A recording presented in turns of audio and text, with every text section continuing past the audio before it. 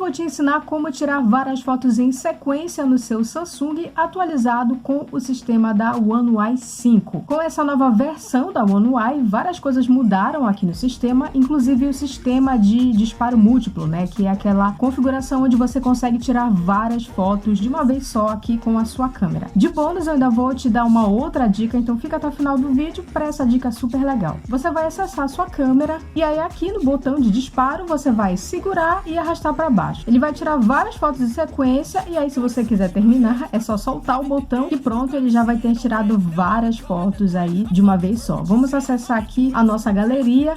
Aqui no cantinho inferior esquerdo ele me mostra a quantidade de fotos que eu tirei 88 fotos aqui. Vou selecionar aqui as fotos e aí você pode ver então que tem várias fotos que a gente tirou aqui em sequência, ok? Vamos voltar aqui para a câmera que agora eu vou te dar uma dica bônus nesse vídeo. Se você novamente segurar o botão de disparo, ele vai simplesmente começar a gravar um vídeo. Você pode arrastar aqui para esse cadeado e pronto, ele vai travar aqui o celular, ok? Ele continua gravando, a gente pode apertar então aqui no quadradinho para ele terminar de gravar.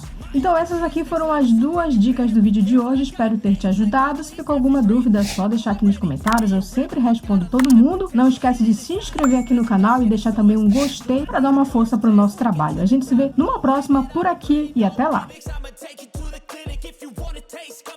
You will be replaced. They won't find a trace of you anywhere or any place.